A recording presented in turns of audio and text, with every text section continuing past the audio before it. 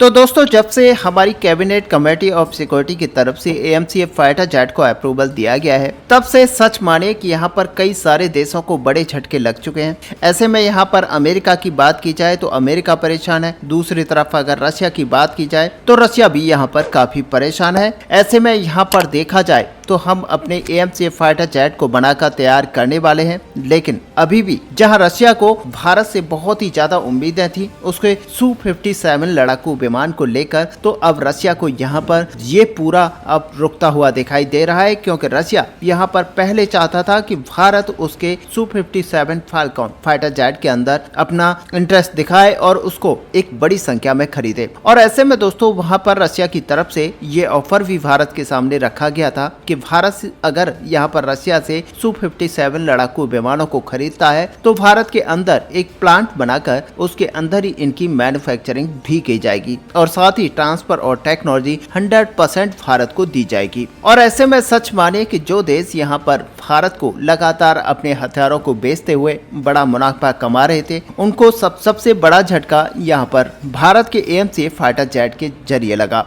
और पिछले 2 साल से हमने भी कई वीडियोस में आपको बताया था कि किस तरीके से अमेरिका की संसद ने ये बिल भी पास किया था कि भारत को बड़ी संख्या में यहाँ पर हथियारों को बेचा जाए, और साथ में रशिया भी अपने हथियारों को लेकर भारत को बेचना चाहता था, जिससे कि भारत के जरिए रशिया का जो यहाँ पर पूरा सेटअप चलता है वो यहाँ पर चलता रहे, क्योंकि रशिया से भारत बड़ी संख्या में हथियारों को परचेस करते हुए आया है। और ऐसे में ये कहा जाए कि भारत रशिया का सबसे बड़ा खरीदार देश है, तो इसमें कोई गलत नहीं होगा, क्योंकि भारत वाकई रशिया से बहुत ही बड़ी संख्या में हथियारों को परचेस करता हुआ आया है। और अब जहां पर AMCF फाइटर जेट को भारत की तरफ से बना लिया जाता है, तो फिर इन दोनों देशों से भारत हथियारों को परचेस नहीं करेगा। और ये तो सच है कि भारत अपने AMCF फाइटर जेट को बनाता है, उसके बाद में तेजस MK2 फाइटर जेट को बनाता है, तो न केवल भारत यहाँ पर दूसरे देशों से इन लड़ाकू विमानों को परचेस करना बंद कर देगा, बल्कि ये मान के चलिए कि आने वाले समय में भारत एक्सपोर्ट मार्केट में भी एक अपना दबदबा कायम कर लेगा। और ऐसे में AMCF ही नहीं बल्कि यहाँ पर तेजस MK2 जो फाइटर जेट हमारा बनने वाला है वो यहाँ पर मेन लीड में होगा एक्सपोर्ट के हिसाब से, क्योंकि एक्सपोर्ट की मार्केट में कई सारे देश हैं जो कि हमारे तेजस MK2 फाइटर जेट के अंदर अपना इंटरेस्ट ले रहे हैं। और पिछले समय में हमने देखा कि किस तरीके से उन सारे देशों ने यहाँ पर इंटरेस्ट अपना दिखाया है। और अब दोस्तों, आपको बता दें कि रशिया के Su-57 लड़ाकू विमानों को बेचने को लेकर रशिया की तरफ से प्रयास बढ़ा दिया गया है। और मीडिया रिपोर्ट्स के अंदर ये दावा किया जा रहा है कि AMCA एयरक्राफ्टों के CCS के अप्रूवल के बाद में रशिया के Su-57 लड़ाकू विमानों को भारत को बेचने को लेकर जो प्रयास था वो उसको दोगुना कर दिया गया है। रशिया अब लगातार इस प्रयास में है कि कैसे भारत को Su-57 लड़ाकू विमानों को खरीदने को लेकर मनाया जा सके। और मीडिया रिपोर्ट्स में अब ये दावा किया जा रहा है कि रशिया की तरफ से फिर से एक बार ये प्रयास किए जा रहे हैं कि इंडियन एयरफोर्स को यहाँ पर किस तरीके से मनाया जाए। और अब यहाँ पर इंडियन एयरफोर्स के सामने Su-57 एयरक्राफ्टों को बेचने को लेकर प्रस्ताव रखा जाएगा।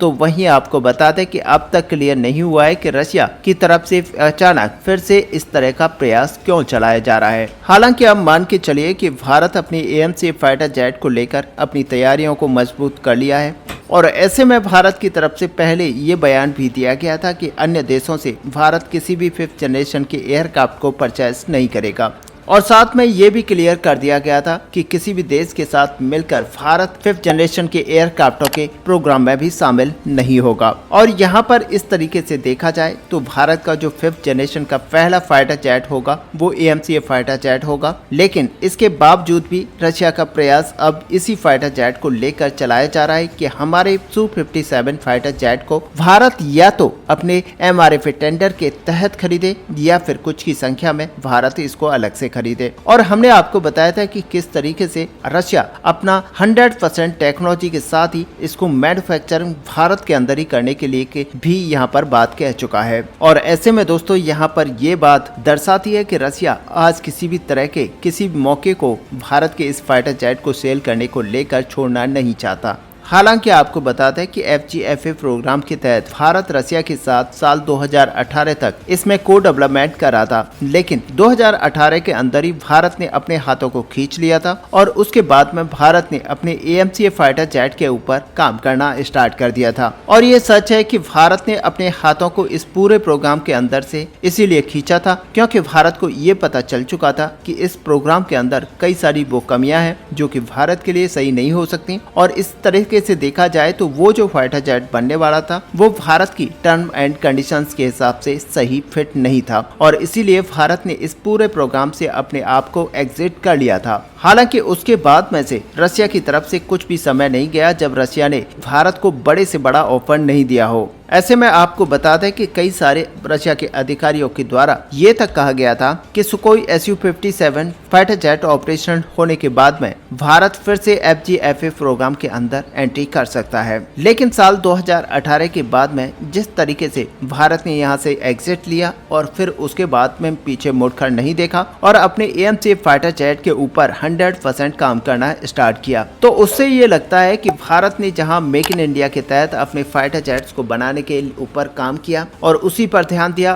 तो भारत अब आने वाले समय में ऐसे किसी भी फाइटर जेट को आगे खरीदने वाला नहीं है। वैसे दोस्तों, आपका यहाँ पर क्या व्यू है? क्या भारत को अभी भी रसिया के साथ इस तरह की कोई डील करनी चाहिए और क्या Su-57 जैसे लड़ाकू विमानों को भारत को कुछ के नंबर्स में अपनी वायुसेना के अंदर इंडक्ट कराना चाहिए? हालांकि आपको ये भी बता दें कि अभी भी Su-57 लड़ाकू विमानों को भारत को लेने में काफी टाइम लग सकता है क्योंकि इनको बनने में अभी भी काफी समय लगेगा और ऐसे में 3 से 4 साल आप मानकर चल सकते हैं कि अगर भारत यहां पर 30 से 36 की संख्या में Su-57 लड़ाकू विमानों को खरीदता भी है, तब भी हमें इसकी जो डिलीवरी है वो 2028 तक ही मिल पाएगी। तो ऐसे में आपका यहां पर क्या व्यू है? आप अपना व्यू हमें जरूर कमेंट में लिखकर बताएं। साथ ही अगर वीडियो आपको अच्छी लगी हो तो लाइक और शेयर करना ना भूलें। मिलते हैं नेक्स्ट वीडियो में, तब तक के लिए जय हिंद, जय भारत।